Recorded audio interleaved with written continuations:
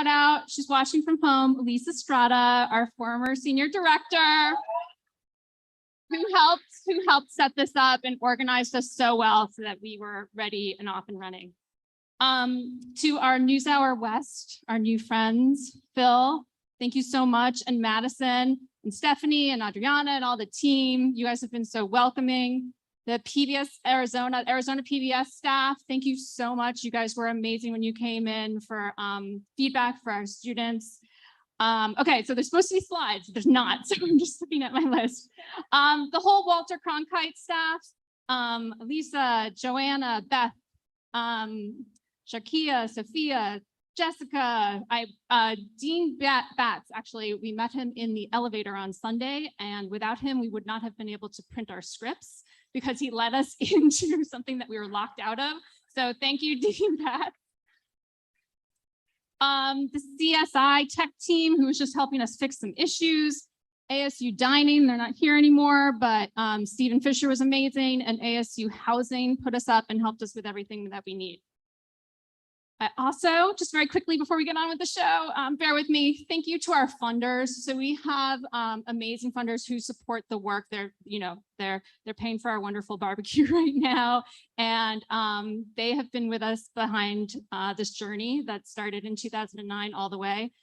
So the Corporation for Public Broadcasting, thank you. The MacArthur Foundation, the Berlinski Foundation, the Google News Initiative, which we will be working on this year. It's going to be really exciting. The Mott Kaufman, Lumina Foundation, NSF, NIH, SIPA, Arthur Vining Davis is a new foundation supporter, the Best Buy Foundation, and then our newest supporter is the XQ Institute. So got through it. Let's get on with the show. Let's see what the students have been up to this week. So we're going to play a video, the behind the scenes video that was produced by Kate and Jazz. Where's Jazz? Yes. So let's see what we've been up to.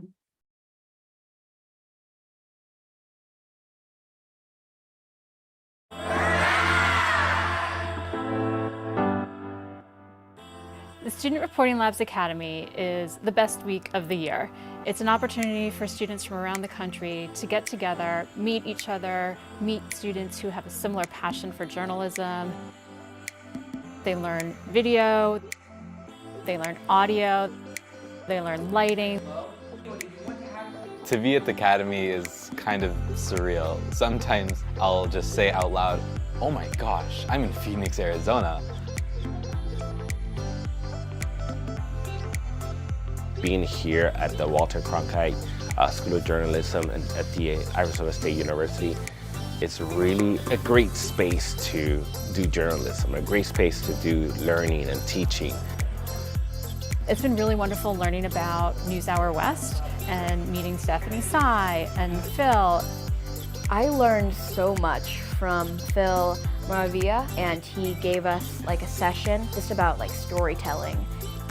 Getting to work with these professionals who do this for a living and having them give their experience and pass it on so that when we go on the field and become journalists ourselves, we know what to do.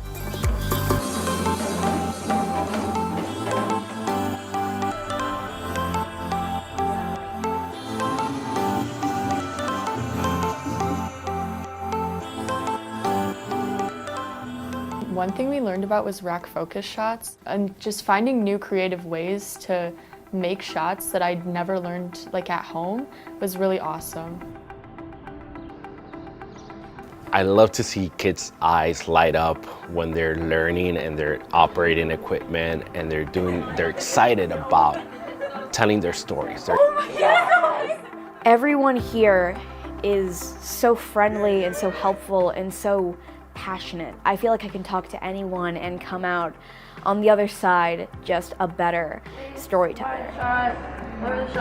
The people you meet at the Academy are going to be your lifelong support, your mentors, your friends, people who are going to care about you, people who are going to be asking about your future, about your career, and they're going to do it with a smile. They're going to be proud about how far you reach. I'm just really happy that I was chosen to come to the Academy. Geez, I'm tearing up. It's just The kindness I've seen here is gonna go home with me on the plane, and hopefully the rest of my life. And that's a wrap!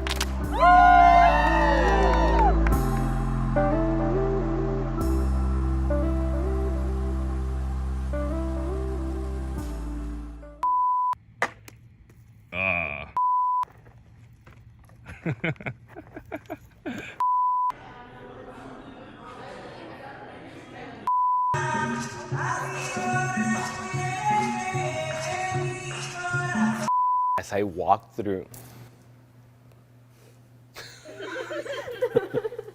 go Rowan, eat your candy.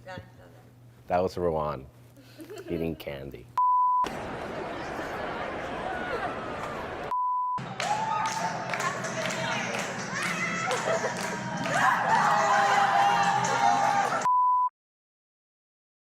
All right. Thank you, Jazz and Kate, for coming back to the Academy and doing this awesome video. But let's start with the show. We have the first group up. So if you guys could stand up real quick and come up here. They're called the Vipers. All right. So real quick, they're gonna introduce themselves, where they from, their name, where they're from, and then after we watch the video, they want to answer some questions. Okay. Hi everyone, my name is Akila. I use she, her pronouns, and I'm from Silver Spring, Maryland. What else? Oh, that's it? Okay, great. Hey, I'm Cade. I'm from Washington, D.C. My name is Gio. I'm from Chicago, Illinois. Hi, my name is Mariana. I'm from Long Island, New York.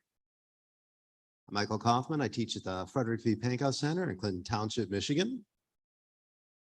Mohammed from Washington, D.C., youth media producer. Great, thank you. All right, you may sit. Let's play the video, and then they're gonna come back up to answer some questions. Go ahead.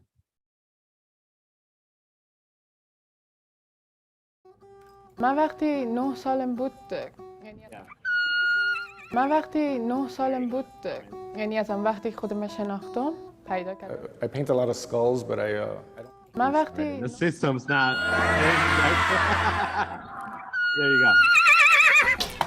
Oh! Yeah! There are many kids who feel disconnected. There is an organization that reaches out to orphan kids and gives them the opportunity to be cowboys. So my name is Gary Webb, and my wife and I are the founders of OCJ Kids. It stands for Opportunity, Community, and Justice for Kids. And we partner with kids in the foster care system. So as they journey through foster care system, we want to make sure they have resources, mentors, support systems along the way. And then we partner with foster group home kids to send mentors into the group homes to just create family, to create a support system again with the kids. I was moved in and out of foster homes a lot because of problems that my parents ran into.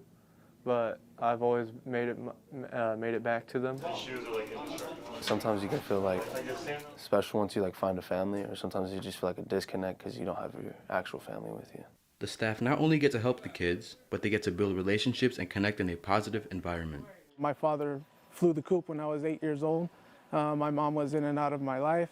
I didn't really have a positive person to communicate with, which is why I do what I do.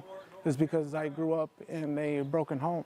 I love just coming up here watching these kids who have been in the city their whole life come up here and they just have a new experience and they get a chance to experience the Western life and get out of town. I like what they're doing here. They're really helping a bunch of people out, experiencing things they haven't experienced before. It's different from when it is in Phoenix. It's not the same over here.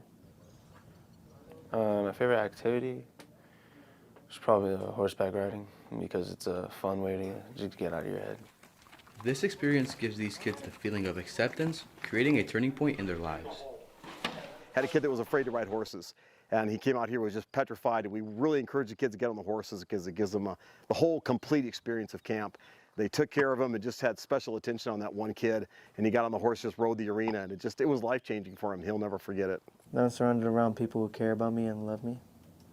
When they see somebody cares about them and believes in them beyond just staff or people being paid, it lets them know, hey, you can speak into my life. And when you just start saying, I see who you are inside, just that message to these kids is so important because, again, they don't have somebody as a parent to infuse them with that message of, you can do it, we believe in you, you're not worthless, you're not discard, you're valued in this life. You have more support than you think you do in life. When you think you're alone, you still got people. You just got to find them. All right. The Vipers, come back on stage, and we're going to give you guys a little chance to ask questions. So come on stage, come on stage.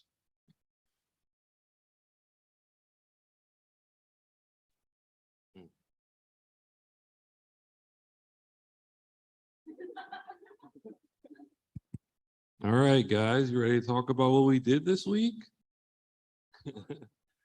How about we go with, who's ready to go first? I want to hear from Mariana or whoever's mic works. Check. All right. Hi. Hello. Okay. All right, cool.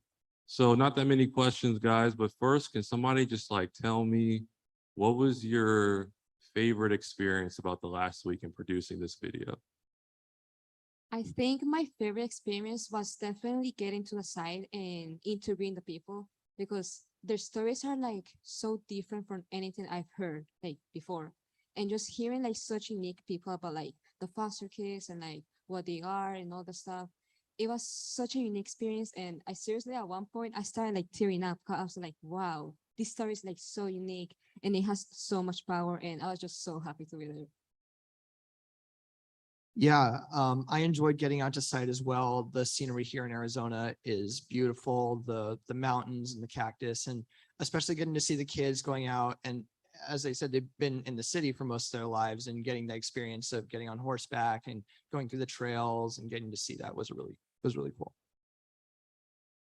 Yeah, like they both said, it was just a great experience just to be out on a ranch and just interviewing these kids and learning their stories, and just to realize that some of these stories are all over the place and we just have to try and find them. And like she said, the interviews were so heartfelt and it felt like everyone there was just really passionate about what they do.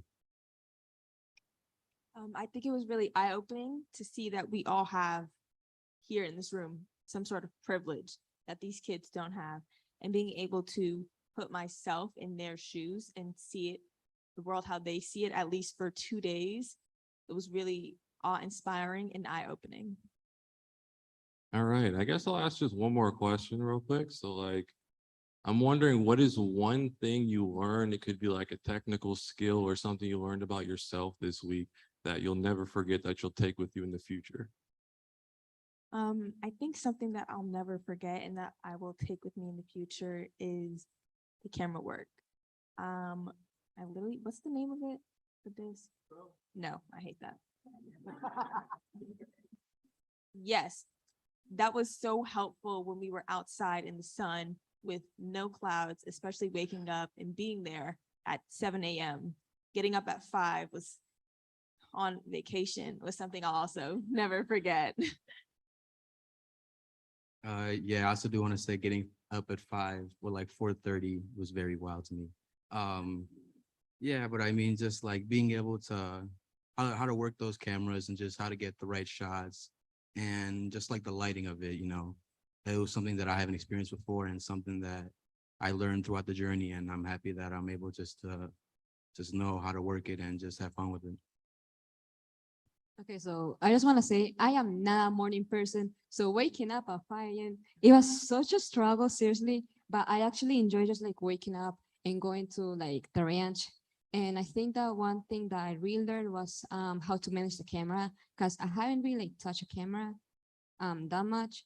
So like touching the camera and learning like the different like settings and all the stuff was really cool. And also how to interview people. Interviewing has been like a big challenge to me. So I think that's one thing that I learned a lot in this academy.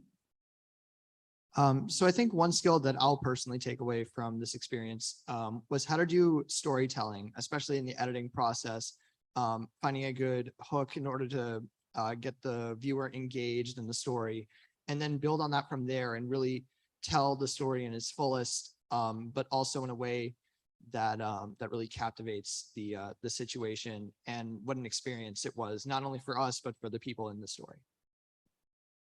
So I kind of like me some days. But what I did want to tell you all is less than 36 hours ago is that 2.5-minute video you watched was almost 9 minutes long. And that was after we had cut 2/3 of it out.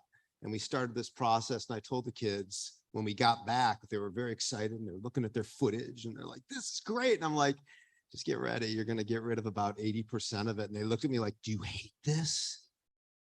And I'm like, nope, I love it. It's awesome. But you got to pick the very, very, very best shots. And they figured out a way to do it in 36 hours. And it was pretty awesome to watch. So good on you all. All right. I think it's proper that since we're all ranchers and cowboys now, we should get off stage with a big 1, 2, 3. Yeah.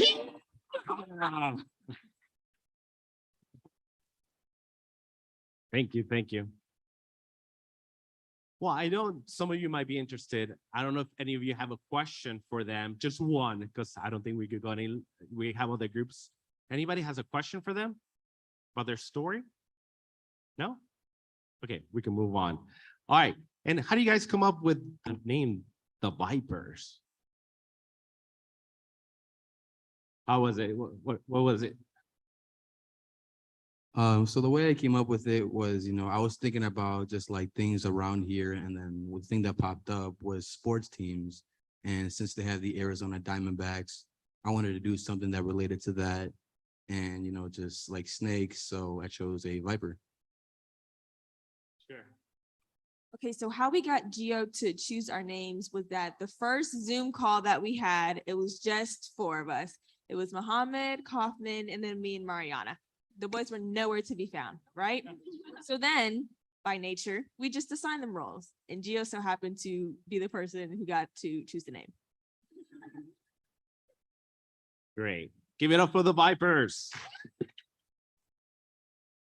All right, so you're gonna like this name. Yes, you have a question?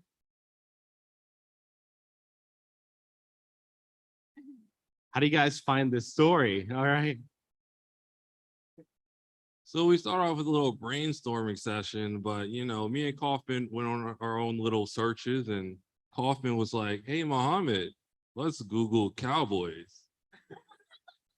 This was my first time talking to a guy, talking to this guy Kaufman over here. It wasn't a great introduction of how to find a story. Let's Google Cowboys.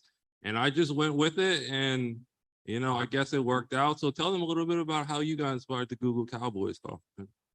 God. So I just turned 60, and you can applaud or not. I'm sorry.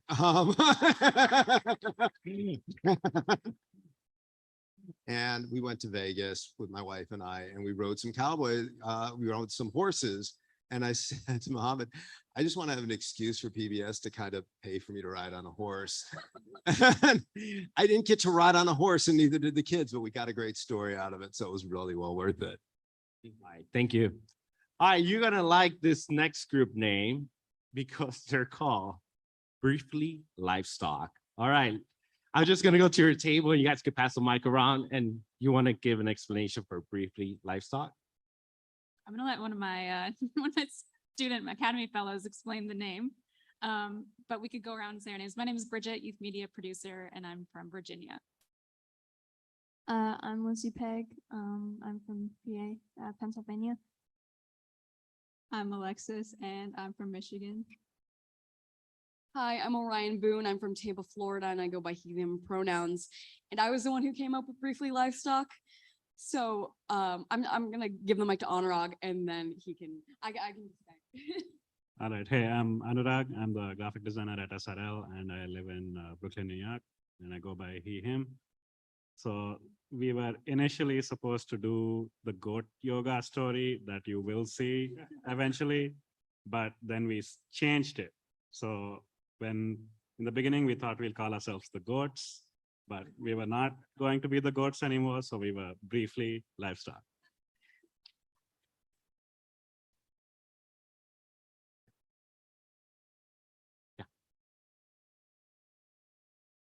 And we have one more team member up here, Michael. Just want to shout out to Michael from Houston, Texas.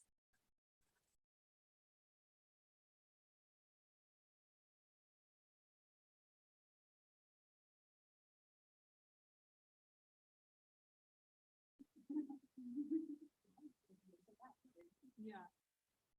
Come on. Come on. I press it again. It's gonna go to like the.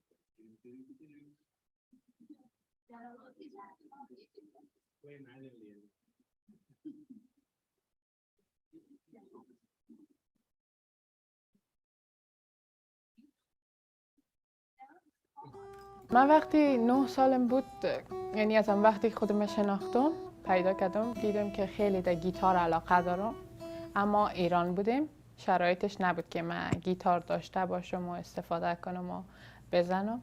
و بعد از اونم که افغانستان آمدیم، کلا اصلا امو یک ذره شرایطی هم که بود امو هم از بین رفت. When Alaha Nazari was 15 years old, her parents received visas to go to the US, but Alaha and her brother had to remain in Afghanistan. که مثلا من بخوایم برم درس بخوانم خیلی زیاد، یا مثلا در کل در اجتماع باشم، همه چی خیلی به هم ریخته بود، مردم ترسیده بودن، ما هم ترسیده بودیم. ولی The Taliban cemented their hold on power in Afghanistan today, and they began to speak in detail about their plans for the country. Evacuations of civilians also resumed. Inside Kabul, there is fear and even panic over what the future may bring. طالبان آمدن، برای ما یک ایمیل از سفارت آمد خوشبختانه که خودتان از ساعت 3 شب ایمیل آمد. خب 5 صبح ما ایمیل دریافت کردیم که برای ما گفته بود هیچ چیزی با خودتان نیارین، همراه یک دانه کوله پشتی و مدارکتان بیاین در میدان هوایی. ما اینجا رسیدیم، هیچ صنف انگلیسی نبود و من هم تو اینستاگرام ما چک میکردم و اینا، و در هارت بیت موزیک من رسیدم و مسیج دادم همون تو برشان اینا، و همون پستایشان که خوانده بودم میدیدم که مثلا اینا در کسایی که موسیقی علاقه دارن در اونا ساز میتن اگه بخوای مایل بود.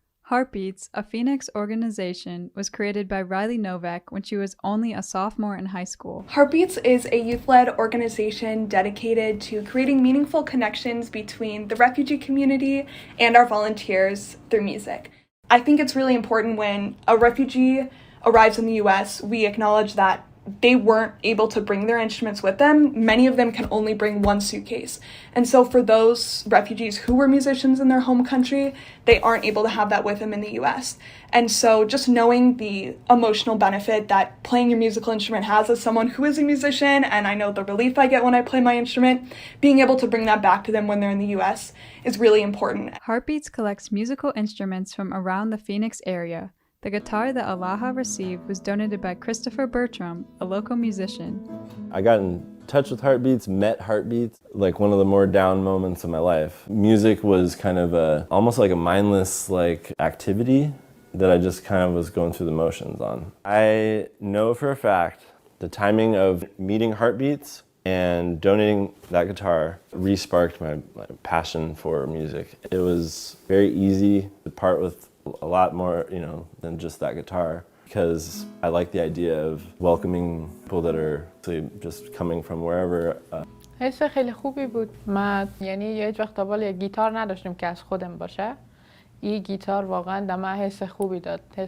یعنی این تو حس کردم که یعنی واقعا اینجا جایشه. جاییه که من میتونم برم دنبال چیزی که دوست دارم. من یعنی حالا که اینجا رسیدم، من مطمئنم که میخوایم رشته موسیقی را بخوانم حتما، و تا جایی که بتونم کوشش میکنم که در این بخش زیاد خوب باشم و اگه بتونم دکترای موسیقی را بگیرم در آمریکا. For me, music is a way of healing, and more importantly, it's a way of connecting with other people. Whether that's the refugee community, whether that's with your friends. To me, music is the perfect way to facilitate a friendship and facilitate a meaningful relationship. خیلی حس خوب آزادی، حسی که مثلا واقعا خودم هستم و ای که میتونم موسیقی را با بقیه شریک بسازم و خوشحال باشم، این خیلی برای من حس با ارزش و خوبیه. From PBS NewsHour Student Reporting Labs, this is Alexis Schmidt from Phoenix, Arizona.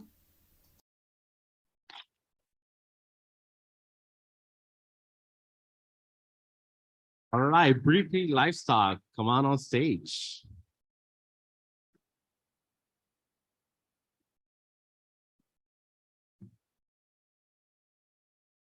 All right, first question is for Alexis. What was your favorite part of the academy? My favorite part of the academy was definitely meeting everyone here and learning about their state and their school and all the different experiences they had. And I learned a lot from just everyone I met, especially my team. Orion, the Premiere Pro, and Lizzie taught me a lot about audio. And Mike taught me to stay positive. Not literally. Awesome, great. Orion, tell us one thing that you learned that you're gonna bring back to your school and program. I said it in the interview, in the behind the scenes video, and I'm gonna say it again. That session by Phil Maravilla, who is sitting at our table right now, it had so much good advice. Right when I got out of the session, right when I got my hands on the slideshow, I shared it with my teacher. There's just so much there that really would put every student in America's storytelling to the next level. Awesome. And Lizzie, what was something that was challenging, but you felt like you overcame? Something that was challenging, but I felt like I overcame was just left my head. Well, it was probably What was something that you felt like you did really well at, or you like excelled at? I think everything. Like I feel like this whole experience like improved. She really did. She really did. I feel like after learning everything and going through all those classes and just touching on every aspect of journalism, I feel like I can go back to any feature I've made within the past year and just automatically make it so much better like that, you know? How about questions from our audience here? Yeah, move on.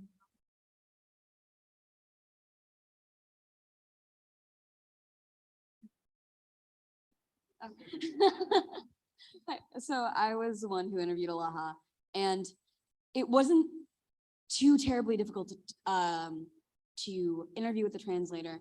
Our translator Fatima was so nice, and honestly, Alaha was funny and very visual when she talked, so it wasn't exactly hard to grasp what she was saying, like when she was saying it.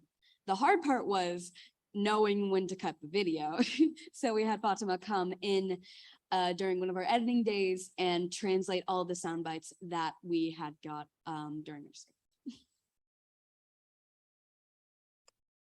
I also want to shout out to Christopher, who was in our video and who's here tonight, and just how much we're grateful for the people who tell their stories. It's really an honor to be able to, be let into someone's life and have them for them to let us tell their stories. So thank you, Christopher and Alaha, especially for giving us that opportunity.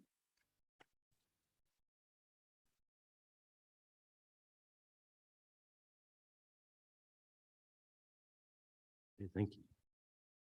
All right, next group, Team Divided. Where are you, Team Divided? There you are. Okay, you guys come up to the side, yeah, way back there.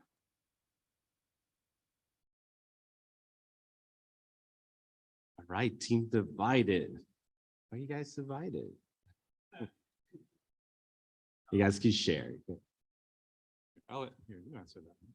Hi, everyone. I'm Emily Hope Dotkin, and I am so proud to be part of Team Divided. We are called Team Divided because during our first Zoom meeting, it was the premiere of Stranger Things season 4, and we found out that we were very divided on it. There were some of us that were really excited and just couldn't wait to watch it, and some of us that could care less. So that is how we became Team Divided. I'm Mike Conrad. I teach at Royal Oak High School in Royal Oak, Michigan, which is just outside of Detroit. Hi, my name is Ajanio Basaki, and I'm from Washington, D.C. Hi, I'm Alexa, and I'm from Boxford, Massachusetts. Hi, my name is Lily Ramos. I'm from Cortland, Ohio, just think Northeast. And my pronouns are they, them. Hi, my name is Ingrid Ramos. I'm from Detroit, Michigan. And we're not related, different Ramoses.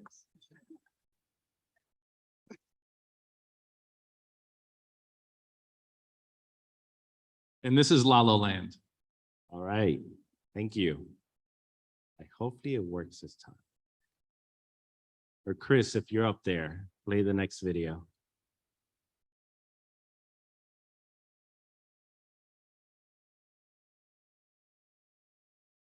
I paint a lot of skulls, but I don't paint death. One of the reasons I paint skulls is I take away the skin, so you don't see people's skin color. You just see their energy, their vibe, their life. I've met a lot of people, especially like minorities, who feel like they are being treated different or less because of the color of their skin. And because I believe in my subject matter, I don't want that to reflect people's opinion of my work. I just want them to look at the work for what it is. I'm a little bit older. I've been discriminated. I've learned how to brush it off, but maybe a student might be discouraged by something like that. I think it's important for my students to connect with other artists in the community because it shows my students that they can be like Lalo. I think earlier you asked me what my favorite thing about painting with the kids was. With the kids, I paint stuff that I normally wouldn't paint, like Miss Green's father's dog. I'm painting. When would I paint that? You know. So I'm Candace Green. I teach 4th through 8th grade art at Sevilla West School in Phoenix. You know, there's a mural that we painted, and my students pass it every day. We just finished our 6th mural, and it's across the street from a school. Every single day, those students are going to pass by that mural and remind them to smile. It's going to brighten their day. Oh, the kids designed it. Yeah, they actually come up with the word that they want to use, and they come up with a theme. I just assist. I think a lot of times kids think that art is something that is unreachable for them. So I encourage my students to look around you, look at how art is everywhere. There is always something that you are going to fit into. My favorite part of painting the murals is getting together with the community and being able to work together with a bunch of different people. I like that it's bright and colorful, and it has a lot of colors. Yeah, I spend a lot of time doing work for restaurants, businesses, or just other people that this is actually just something that feels like it's for me. I believe that art makes the kids compassionate and kind, and it makes them well-rounded humans. This next generation of kids is going to change the world, and it's going to be through art. I guess just like everyone else, just to be remembered, not just to be another wandering soul, to leave a mark for somebody else to enjoy, to hopefully inspire someone that otherwise might not want to pursue something for themselves. My name is Lalo Cota, and I am a painter.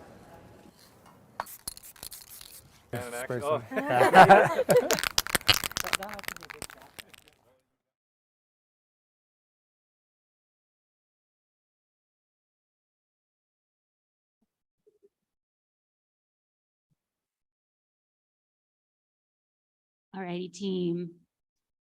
I'd love for you to share what your favorite part of this process has been. I think that my favorite part of this process has been the end, because everything, not in a bad way. This story was actually what I used for my pitch, what I applied to the Academy for. So seeing everything come to the end and seeing that final product has been amazing. My favorite part about this project was definitely the editing. I really love to edit videos and stuff. And also while we were editing, it was nice to hear and see like lots of other people's ideas and contributing and applying other people's ideas really made the story come to what it was in the end. My favorite part was learning how to use all of the equipment because at my school, we don't have the opportunity to use things like Adobe Premiere, which we used for this, or the Canon cameras that we used. So it was so cool to finally use the equipment that like I had literally dreamed of for years. My favorite part was interviewing the people. I haven't had much experience interviewing people, and we just interviewed such amazing people, and it was very fun, and we definitely build relationships with those people. So awesome. Thank you. Hey, that's loud. I have a question as well, but it's not for any of you. It's for Lalo. Lalo, can you come up here with us, please?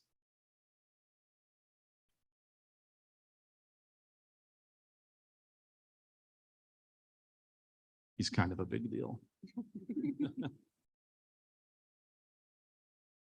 So Lalo, the question I have for you is, what is it like working with a group of student reporters? I definitely learned a lot myself. I don't speak in front of people often. That's something I'm trying to overcome. So thank you for helping me get a little closer to getting better at this. How'd they do? Excellent. I really appreciate it. Great, thank you. Thank you, Lalo. Thank you. Questions for the team?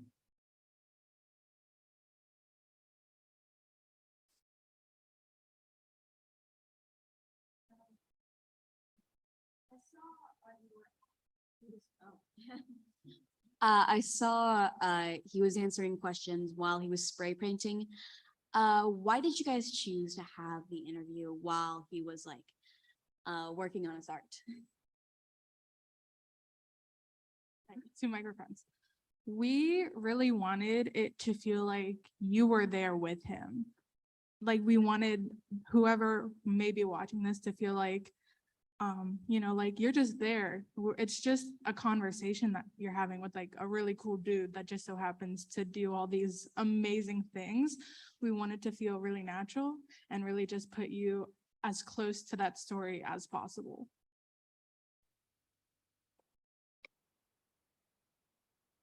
Thank you.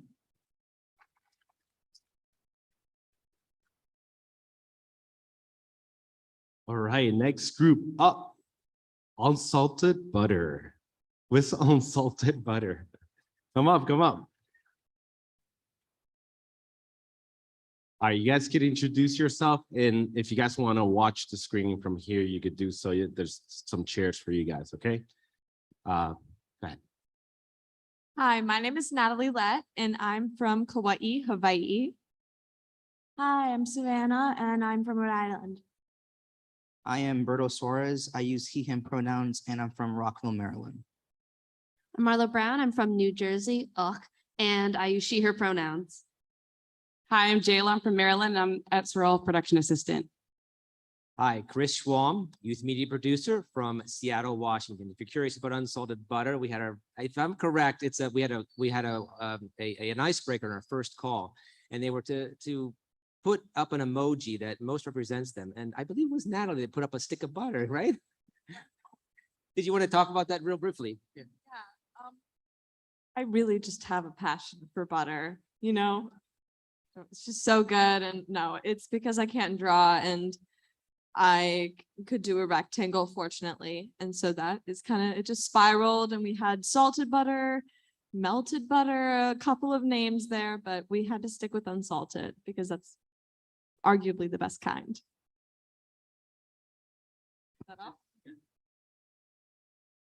Hi, you may sit there if you want to on stage. There you go.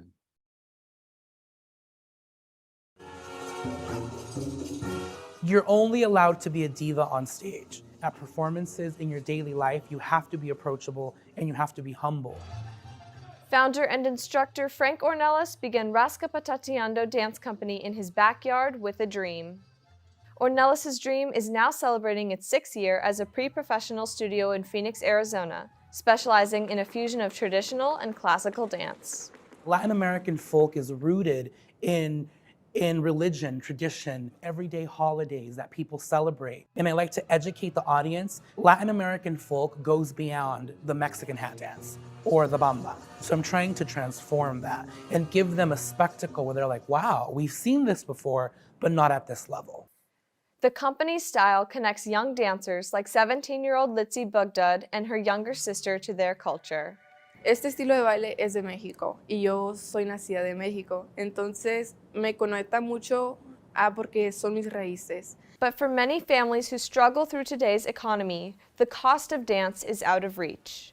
Most parents nowadays don't have $1,200 to $1,500 laying around for their child to go bounce around, which I've heard many, many times. Un vestuario en Jalisco puede costar más de $100. Aparte que mi mamá es soltera, apenas tiene el dinero como para nosotros seguir adelante y no tiene como para nosotros estar ahí y estar comprándonos cosas que a lo mejor no ocupemos. Ornelas knows what it's like to want to dance but not have the means to. My very first ballet studio that I went to, I literally went up to the owner and I told her, look, I have no money, but I want to dance. I will clean the mirrors, I will sweep the floor, I'll do whatever is necessary. For so many talented, bright, young artists, it's so difficult to fulfill their need artistically because financially it is such a hardship. The sponsors contribute financial support for all of the students. If there is a workshop, if there's a costume, if they need new shoes, we ask the sponsors that we have on our roster. And if they're able to do it at the time, most of them cover the full price of what the dancers need. Because I was a dancer myself, I know exactly what it takes and how hard it is to be a dancer. We are very fortunate enough to have very good sponsors, supportive people that a lot of my friends that I danced with, and now these people are financially stable to be able to help future generations. I mean, I want to be able to be there, to be that person that I had growing up for these kids that don't have that. The support provided from Ornelas and sponsors is not only financial. Because Frank ha sido una gran parte de mi vida. Me ha enseñado muchas cosas que no esperaría que nadie me las enseñara, como afrontar la vida, ser una mejor persona. Ha sido como más que una familia para mí. Most of the time, the parents have no idea what it takes to become a dancer and the life lessons that coming to dance class gives you. Rasca Patatiando Dance Company shows the impact that a passionate and caring mentor can have on his protege. Watching my kids and my dancers, the kids that I support day in and day out, look beautiful on stage really, really makes it worth it. I wouldn't change it for anything in the world. For the PBS NewsHour Student Reporting Labs, I'm Natalie Lett in Phoenix, Arizona.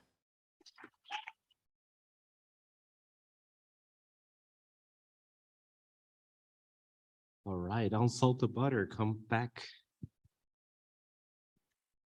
Okay, team. I guess the first question we'd like to ask you is what was your favorite part of this experience this week, working together and experiencing all that the Academy had to offer? Oh, I have the mic. Sorry, I have the mic. Honestly, the workshops and just being able to implement that into our story. I had review on things that I'd forgotten.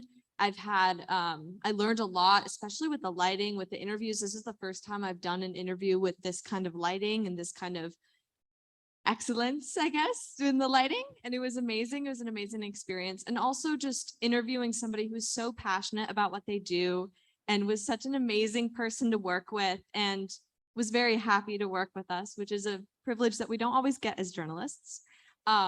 And just interviewing this amazing company and being able to tell a story that can inspire somebody who is passionate about something to teach their own protege. That was it for me. Probably what was the question? His favorite part? Okay. My favorite part was probably going and seeing these dancers and interviewing. I'm from Rhode Island. We're a really small state. While you do have a lot of opportunities, you also don't. And being able to work with this group of students and a teacher that was so dedicated to his students was just truly amazing. I say my favorite part of this entire experience is the experience of working with a team. I'm usually used to doing most things on my own, and I very much value the input and effort put by my teammates and the people contributing to our story. I very much would like to thank them for that. But overall, I gotta say, I did enjoy dancing with them. If you see in the behind the scenes video, that was pretty fun. That's it.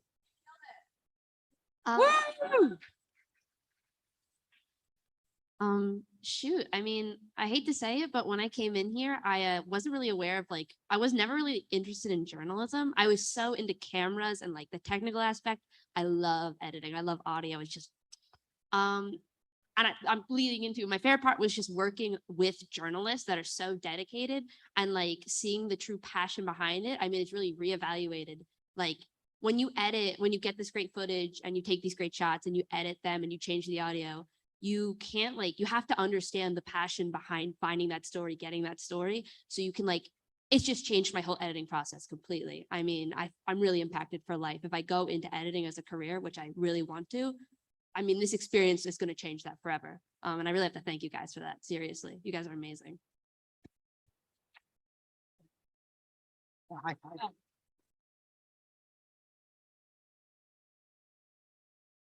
Is it possible to bring them up? Yeah.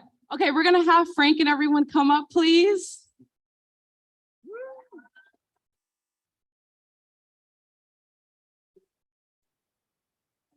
Or maybe one of the students. Do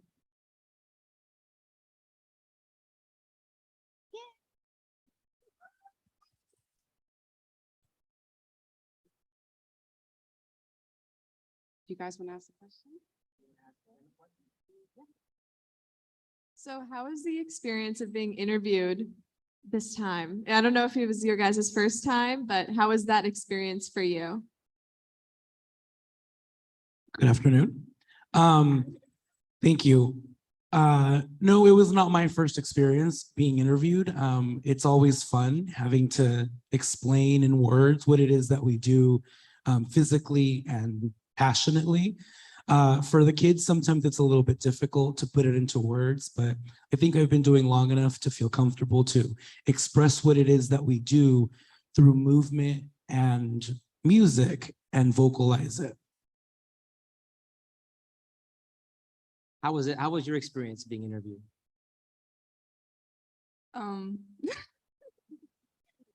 This brand, it was fun. It was something different that I never have done before. So it was fun and nice. It was different. I don't like to talk. In dance, I can express myself. So yeah, it was different and cool.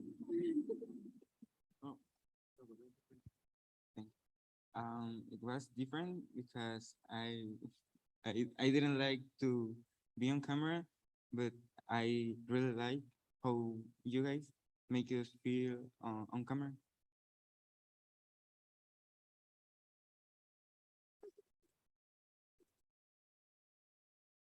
Yeah, so I do actually want to add on to what Frankie said. You guys were incredible. Like I agree with them. I don't like cameras. It's just as soon as I see one, I freak out. But you all made it so comfortable. Like there was not any tension in the room. There wasn't any weird energy or weird vibes. So totally like it was everything that you guys made everybody feel so comfortable. Thank you. Thank you for sharing. Thank you guys so much.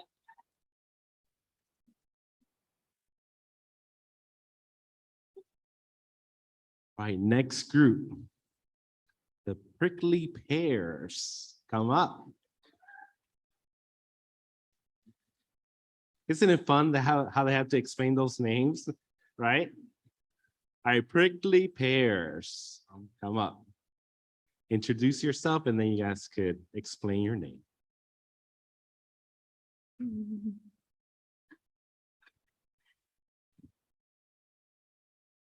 Hi, everyone. My name is Faiza. I'm from Baltimore, Maryland. Hi, I'm Brianna. I'm from Harrison Township, Michigan. I'm Christine Zernicles on the SRL team. My name is Ashley Porter. I am a teacher at DC International School in Washington, DC, and we had the privilege of working with these amazing prickly pears. I'm Johan Rodriguez Vieira from Massachusetts, and our story expresses how community and family is vital to immigrant-owned businesses. Ooh, who wants to yeah. explain our prickly pears? So when we were in like our first Zoom meeting, we were just like, we had like no idea what to name our group. And like, we didn't know if we wanted to make it like goofy or funny, or like in depth or anything. And we just like, we came to a collective like thought as a group. You know what's like really prevalent in Arizona? Cactuses. And so cacti. And so that came the prickly, and we're just sweet like pears. So And then we proceeded to exchange texts with a bunch of photos of cacti and other plants we had at home. yes, including interviewing cacti. And these are our prickly parents. And we are very prickly proud of you all. Let's go. Let's get out of here.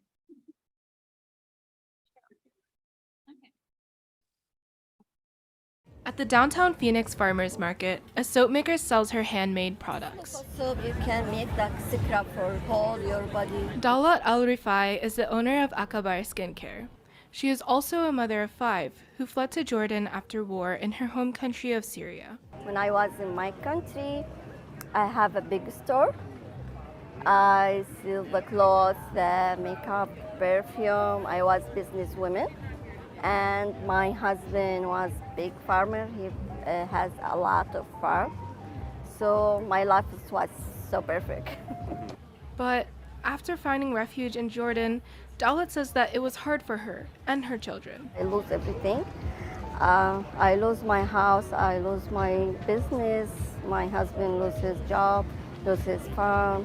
As a refugee in Jordan, she learned soap making from her father-in-law. That helped her when she resettled in Phoenix and created her own business with support from the International Rescue Committee. They tell about us, they tell about our story, they help to get here. And she's not alone. According to the U.S. Census Bureau, nearly 1 in 5 people who live in Phoenix are immigrants. It's not easy to start from the beginning, but I will never give up. I do anything for my family, for my children. From Akavar Skincare to here at Cafetel Coffee, family is what keeps them going. You're good, buddy.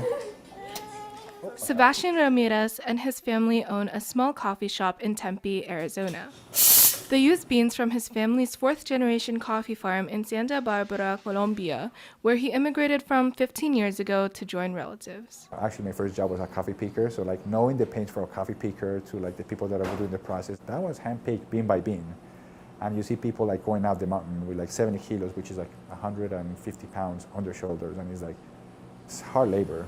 But Sebastian still felt a connection to coffee. I love coffee growing up, and I think when I got like in my teens, I was so much in the farm that it was weird. Like I started getting like rebel and like, I don't want to do anything with coffee. And then you grow up older and you're like, oh, I actually really love coffee again. And I got back into the coffee world. He brought his love of coffee to the Phoenix area, where he opened Cafetal Coffee. I remember we bought it and we had like 17 cents in our bank account. First 2 years were very stressful and a lot of learning experience because I grew up in the coffee farm. I knew about coffee beans and drip coffee.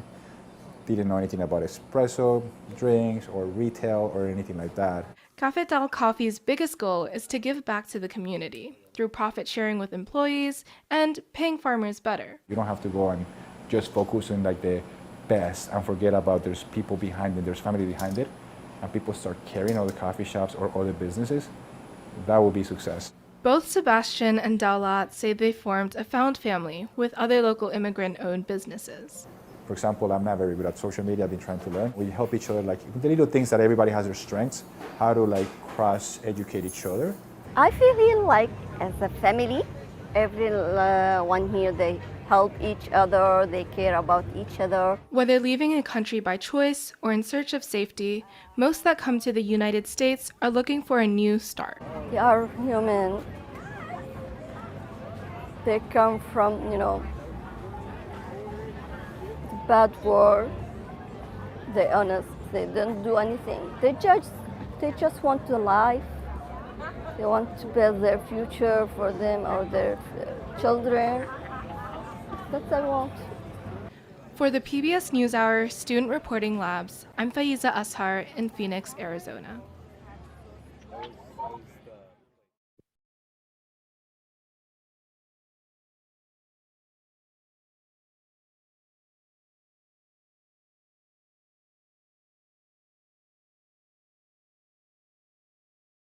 All right, so Brianna, first, tell us what your favorite part was over the last week of being here.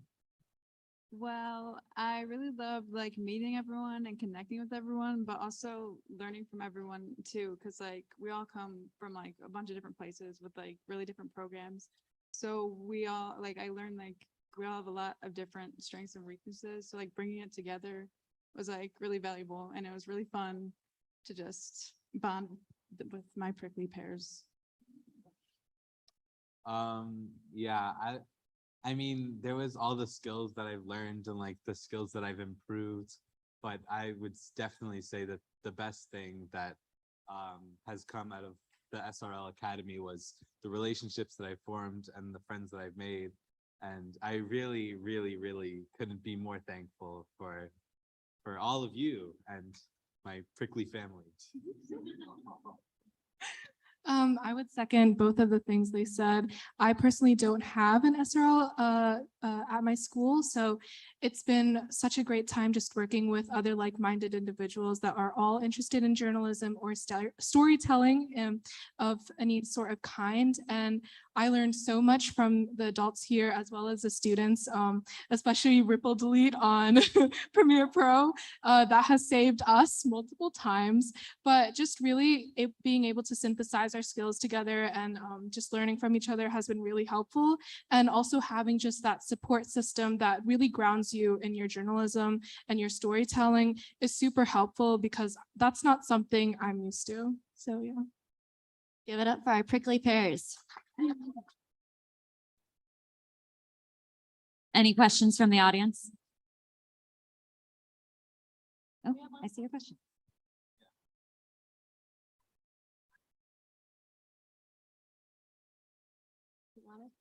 Yeah, sure. So our first idea was actually to go to the local farmers market, the downtown Phoenix farmers market, and we pre-interviewed Arepa Babe, which was one of the merchants over there, but she wasn't going to be here during the time that we were here. And she also said that a lot of the vendors at the farmers market wanted to move out because they weren't like the vendors were getting heat stroke and stuff like that. So we just wanted to make it more of the immigrant-owned business approach. I mean, that was the approach that we were looking forward to in the first place, but we just wanted to centralize it in the farmers market. But then Arepa Babe told us that like she knew Sebastian from Cafetal Coffee, and they did collaborations together. So from there, we just connected with him. And even though Daulat's and Sebastian's stories were so different, I think there was just this common theme of family that just really inspired them through their business.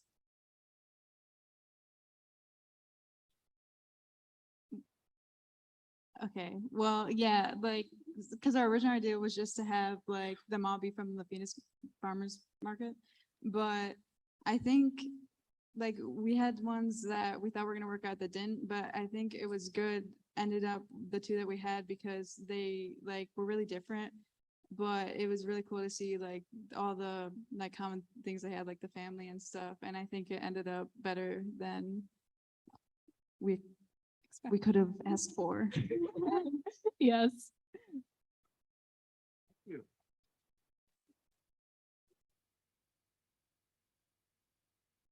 All right, next group, the A team. Come up, the A team.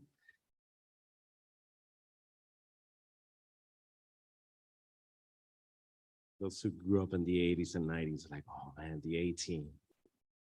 You guys remember the song?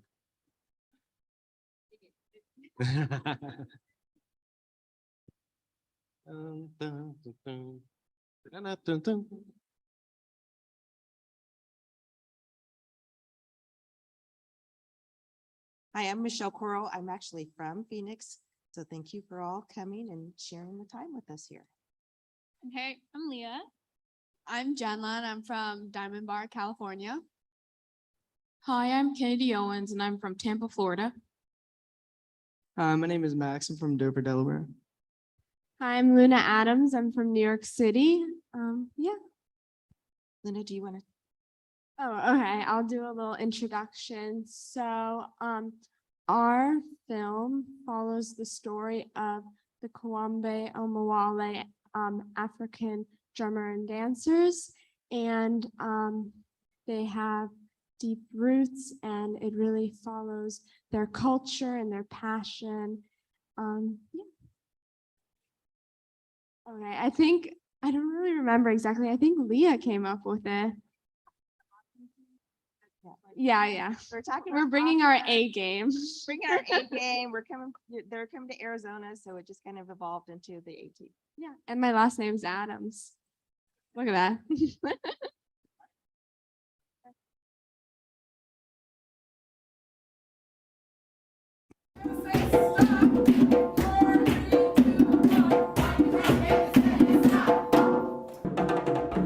close my eyes, I get carried away, so they're always like, open your eyes. You gotta watch the dancers, you gotta watch the dancers. It really does feel that good. The Kawambe Omawale African Drum and Dance Theater brings people together from across Phoenix, Arizona. There's so much going on in the world right now that, I have to deal with it eventually. But if I could take that hour and a half or 2 hours to go make some music and to sort of escape for a while, because when it's over, you're gonna have to go back to the real world. For Sonia, drumming is not only self-care, but also a way to connect with her African roots. I have a white mother and a black father, and I grew up with my mother, and she introduced me to a lot of different kinds of music, different parts of the world, but I didn't really spend much time with my dad's family. And so now I feel like as I've gotten more into this, I sort of have that connection. Drummer Benjamin Lewis IV joined the company in 2017. When I came here, I was like, whoa, like I felt the beats, I felt the rhythm. It actually was like vibrating through my body.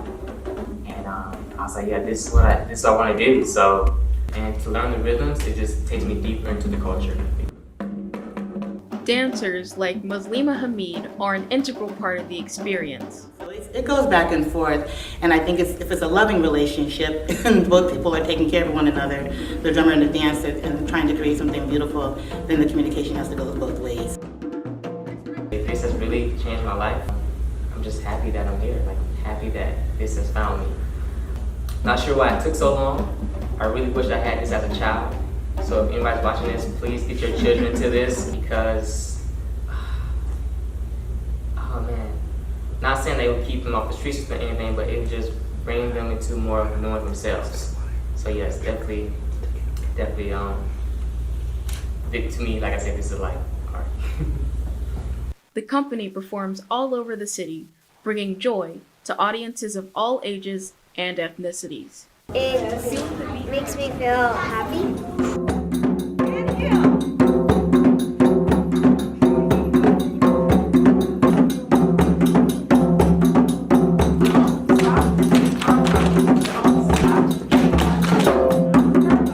I like the way it makes me feel.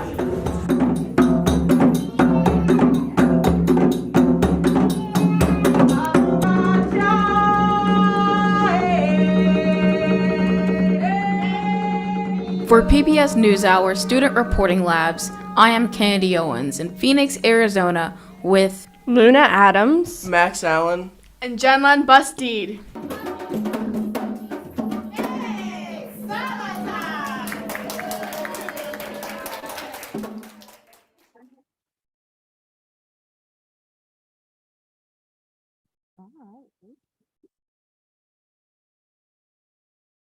All right, 18. Can you share with us What are some of those memories from this week that you're going to be able to take back to your schools, or that you're going to keep in mind forever and ever and ever, ever, ever? Well, we did laugh a lot. It was really fun. I feel like I really learned how to collaborate because I normally work by myself, and I've never done journalism before. I've done documentary film and experimental film, some narrative as well. So this was my first time really doing journalism. So it was completely new to me. And I think it was just really nice to work with you guys. I had a lot of fun. Yeah. I think the best part about this is just being able to have like such a different experience from like other things, because this is something like I've never been able to have, with like us having like 10 different stories and it changing last minute. I think it was just really amazing how we're able to put this together on such a time crunch. And I think it was so cool, like how different everyone is across the globe. I really liked coming here and learning from TV professionals when they were talking about like how to build a story and how to you do this to your voice in order to emphasize certain moments, and also to come across like give a different message to the audience. I found that really interesting, and that was my favorite memory.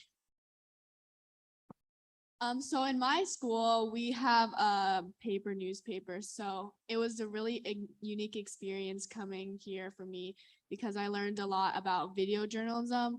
So I learned a lot about audio and video, which I haven't had experience with at home. Excellent. Yeah. Any questions from the audience?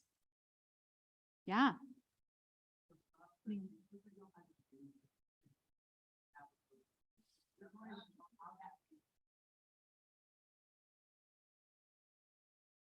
Well, we were brainstorming. We just wanted to have something unique from other people. So we thought it was really cool to like match the beats with like different shots and like show how like different this drumming is from like other people's.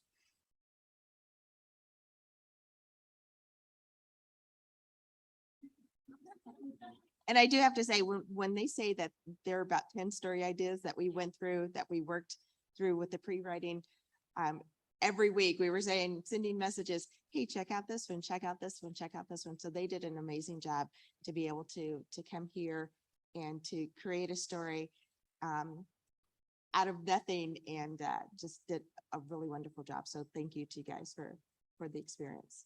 And also, I mean, I have to say, you guys were like so supportive of each other. Jenlyn had never edited other than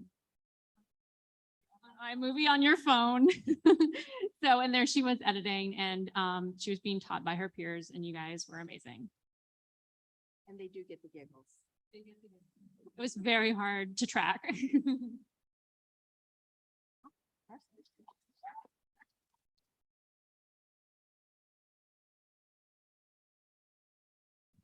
All right, last but not least, Team Stop Motion.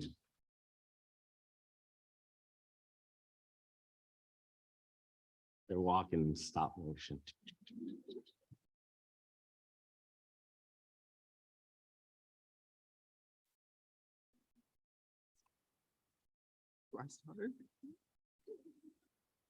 Hello. My name is Liam Wadey. I use he, him pronouns, and I'm from Oakland, California. Hi, my name's Tiffany Rodriguez. I use she, her pronouns, and I'm repping Philadelphia, Pennsylvania. Hi, my name's Dakota. I use she, her pronouns, and I'm from Royal Oak, Michigan, like Mr. Conrad. Hi, my name is Emmett. I'm using they, them pronouns at the moment. And I'm from Gypsum, Colorado, which is in like the Vale area. Also, just so y'all know, there is a surprise at the end of our video, so don't clap too soon. Hi, I'm Anita Crouch. I'm from Detroit, Michigan. I teach at Cass Technical High School. Hi, I'm Becky Wandell. I'm one of our youth media producers. I use she, her pronouns, and I'm going to toss it back to Tiffany to explain our name, Team Stop Motion. Okay, so we had like 1,000,001 ideas in mind. Like we were going to be the Phantoms, which I thought was cool, but we all had to come up with the commonality. So Dakota had said that, oh, I like Wes Anderson films. And I was like, Fantastic Mr. Fox is in stop motion, I think. I don't know. But I was like, what if we were the stop motions. And then we're like, stop motion has like a kind of good feel to it. Cause like when we walk in the room, we stop motion. You know what I'm saying? So like, that's what, yeah.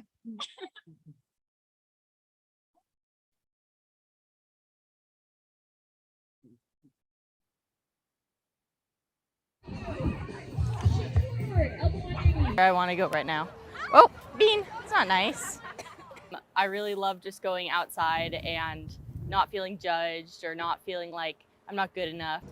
Just outside Phoenix, a mother-daughter duo run a business that focuses on helping people improve their mental health by connecting them back to nature.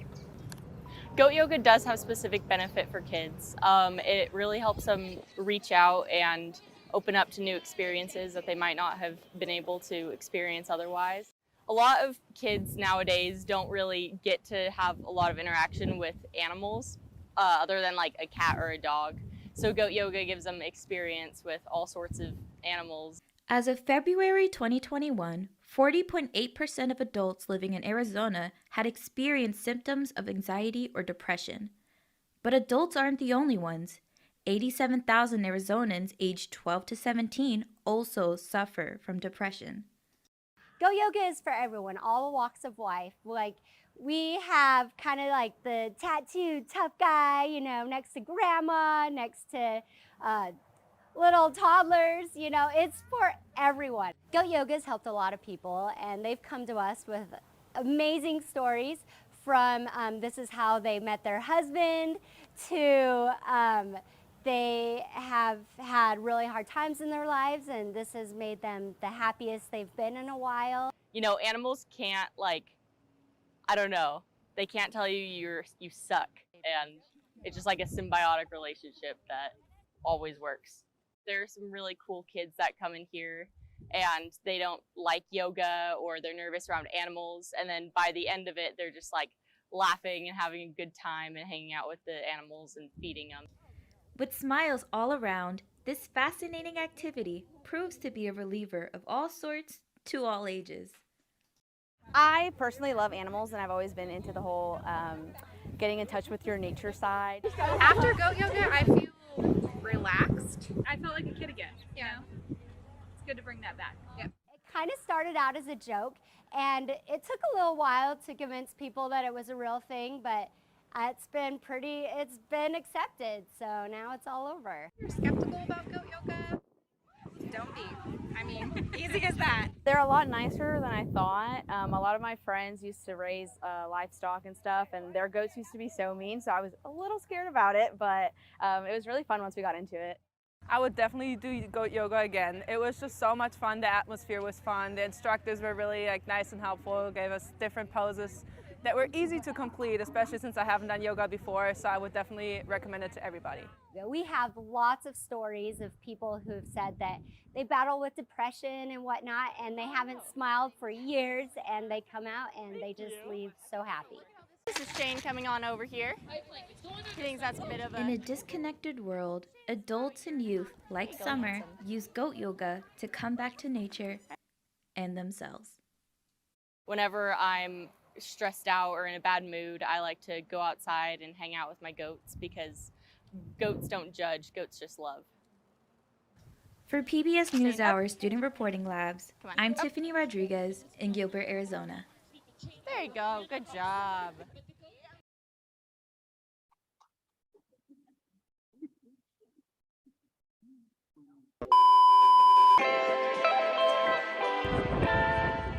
What was it like being a part of this experience for other people?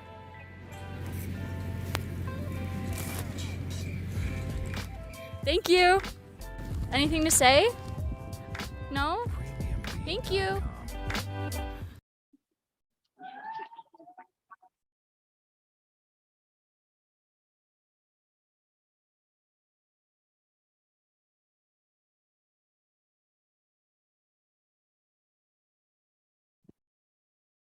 All right, stop motion. Go ahead and tell us what is either your favorite part this week or share something that you've learned.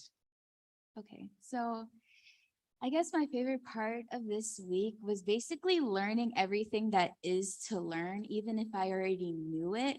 Like, oh my God, Premiere Pro, bro, But just learning everything, just refreshing and expanding my skills. Cause I've met so many intelligent people here, and then I hear stories about how you've already learned this in school, or you've done this unit in journalism class. And I'm like, whoa, you go to school for this?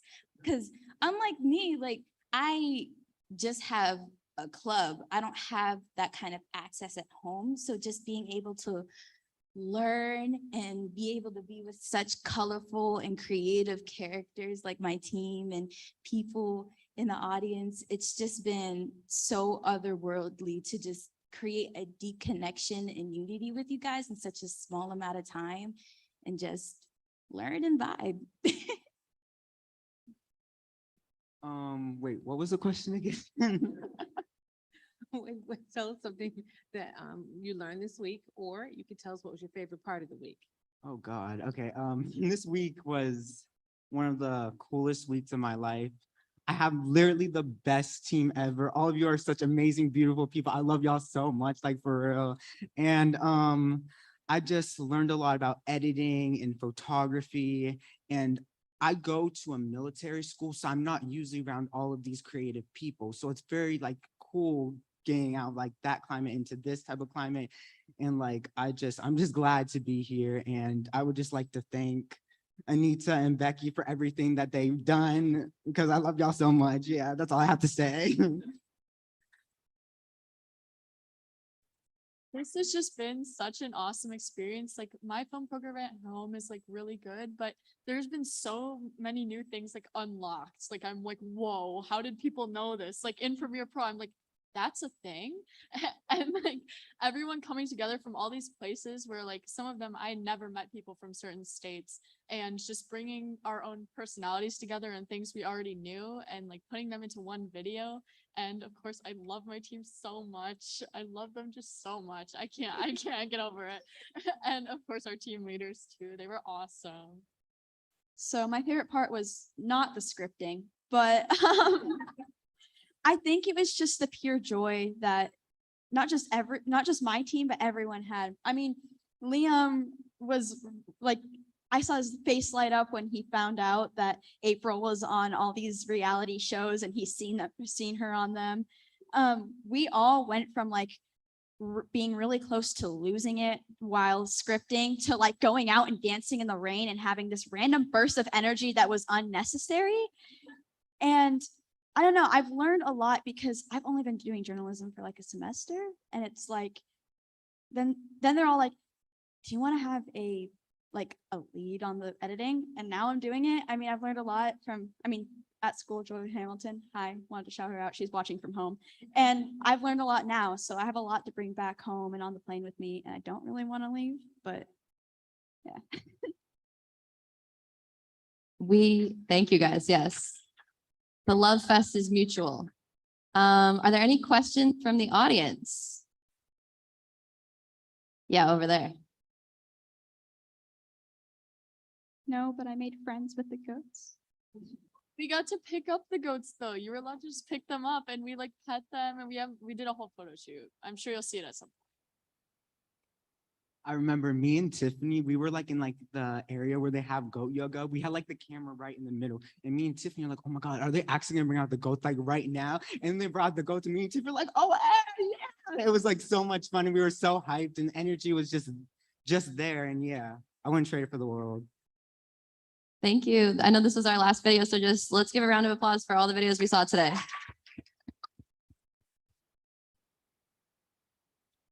All right, don't move, stay on stage. We want to invite all the fellows to come right to the front of the stage so we could take one picture. And also everybody else, the audience, mentors, come up. We're going to take one picture on stage. The photographer is going to take it from back there. So we want everybody who's here to come up. You are part of this process. We want to thank you. We want you to be part of this. So yes, come up. There's plenty of room in the stage. Fellows, yeah, there you go. Awesome. Adults, come.